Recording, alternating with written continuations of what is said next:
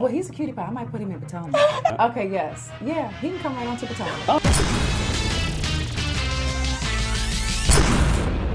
What's up, guys? It's your boy Richie Scott. We are back with another video. I want to thank you guys so much for tuning into this channel. And if you haven't done so by now, go ahead and hit that subscribe button down below and hit the notification bell button so that you can be clued into when we drop new content on this channel. Be sure to also join my texting community so I can keep up with you guys and let you guys know up to date, minute by minute, when we drop new content on this channel. Also, make sure to get your detox tea down in the description of this video below. I wasn't even going to do a video today, to be quite honest with you guys, because I wasn't in the best spirits. You know what I'm saying? And it's sometimes hard to work when I'm not able to be as, when I feel like I'm not really having fun. You know what I'm saying? And right now, with everything that's going on in the world today, it makes working a little bit difficult. It makes it feel like, you know, should I really even be having fun? Should we really even be talking about any of this reality TV stuff?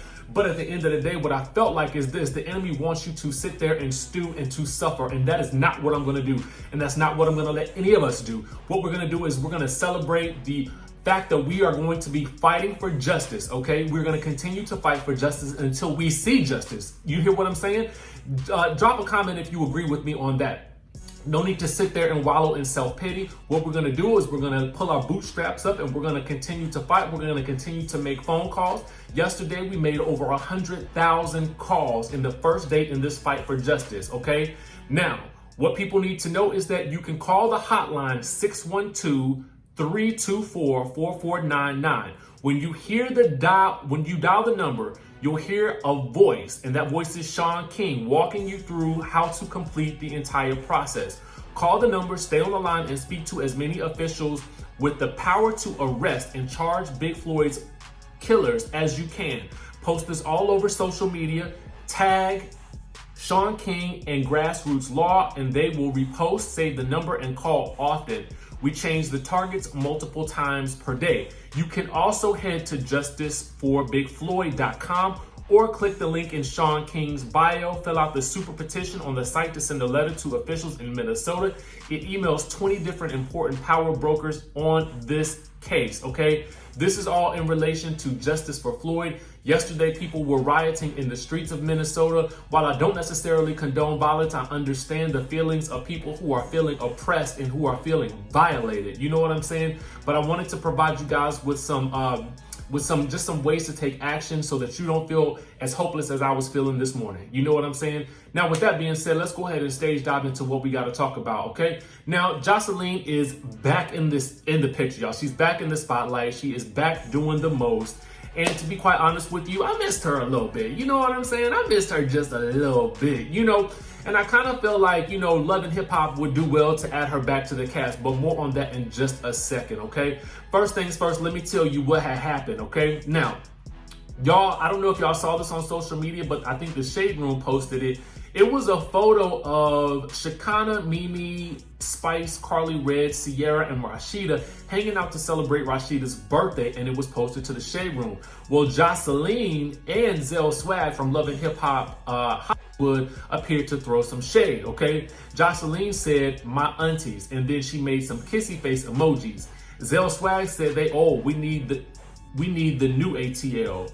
And then Sierra Glamshop responded to Zell Swag and said, "Old where?" Okay? And so Joseline was not done yet, okay? She went to her Instagram and her IG stories, and she made several posts. One said, "Goofy A hoes." I'm assuming that's what the word was. The next post, she said, "Bigger than all you bees." And then she said, "Welcome to my party." Now, I don't know if this is any indication that she may be coming back to Love and Hip Hop Atlanta, but what I will say is that I feel like she has been sorely missed, okay? Now, for me, my suggestion for the Love and Hip Hop franchise is that they bring Joseline back. They bring her back with her new man, and she starts her cabaret in the Atlanta area, and then maybe she start working with some of the local talent there and integrate that cabaret situation into what is going on Love and Hip Hop Atlanta. Maybe get her and Mimi trying to partner in some way, shape, or form so that they can continue to battle it out. Because to be quite honest with you, that's when the show was in its greatest heyday. To be quite honest with you, when Mimi and Joseline were at the center of the craziness. You know what I mean? But anyway, you guys let me know what you think about that. Why do you think she was all of a sudden picking at the ladies? Do you guys agree with her? Do you guys feel like a lot of these ladies are, oh, what's interesting in this picture is something is going on with Carly Red's face in this photo. I'm not necessarily sure if it's just like a bad angle, but something looks awry here. I don't know what to say about it. But nevertheless, we're going to move on to our next topic, which is the Real Housewives of the Atlanta. So my question to you guys is the Real Housewives of Atlanta in trouble? And this is why I'm asking the question. Because just to kind of give you guys some perspective, part 3 of the reunion made history because it was the lowest ratings for a Real Housewives of Atlanta reunion ever, okay? Now, what I'm trying to figure out is that because we was all just tired of it? Was something else on the TV screen? Was it because Nene wasn't there for this episode? Or was it because Giovanna was appearing on the episode, okay? With people sort of putting out the news that Giovanna may be becoming a cast member, are the people at the network going to be taking notice to this? And is that even true, okay? Because according to what I'm hearing, Kandi has said that she hasn't even gotten her contract yet. But I don't really know. All I want to know is, what do you guys think attributed to that being one of the lowest rated reunions in Real Housewives of Atlanta history? So here's where the numbers come in, okay? Now, according to UrbanBellMag.com, Part 3 of the reunion suffered a major drop in ratings, okay? It pulled in 1.4 million viewers, okay? Conversely, Part 2 of the reunion brought in 1.7 million viewers, so that's a loss of over 300,000 viewers. Part 1 of the reunion had 1.6 million viewers, so Part 2 actually saw a small increase, okay?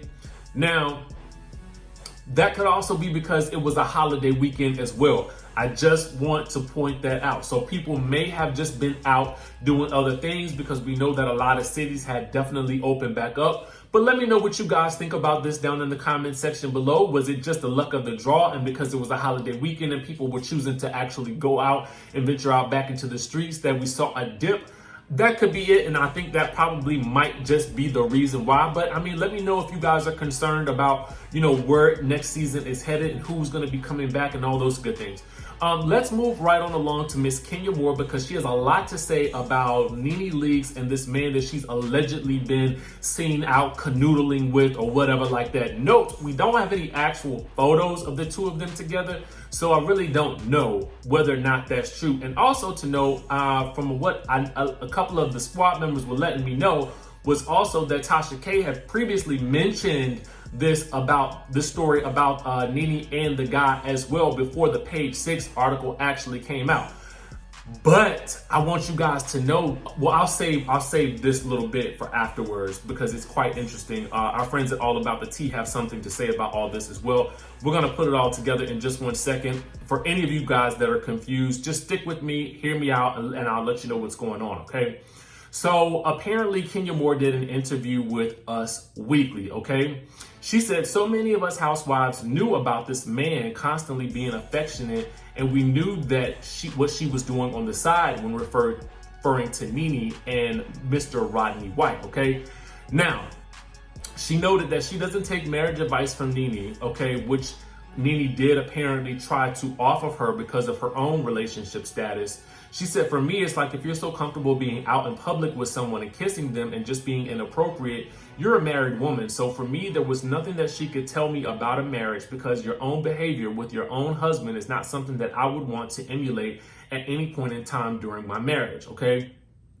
Now, apparently Nene's rep told Us Weekly in a statement that Kenya's comments regarding Nene's personal life have no merit. They said, it's quite disturbing that, especially during this time of so much pain, that once again we have to deal with a disgruntled housewife trying to capitalize on Nene's name and personal life for the sake of publicity. Kenya stated herself that she and Nene have not been on speaking terms for almost 2 years now, so it makes no sense for her to speak with such familiarity about Nene's personal life and to drag her decades-long marriage, family, and relationship through the mud on a constant basis to insinuate anything about my client's character is sad, confusing, and despicable, and a despicable PR tactic that we have no interest in contributing to. We encourage Kenya to focus on her own marriage, and we wish her well, okay? Now, I gotta be honest with you. I like the way that Nene handled that situation in this round. You know what I'm saying? I felt like a lot of us had been waiting to kind of hear what she had to say, but I felt like she smartly used her PR rep, you know, to basically make the statement for her, which is something I feel like a lot of celebrities should start to do when they face these sorts of, you know, issues or scandals or anything like that.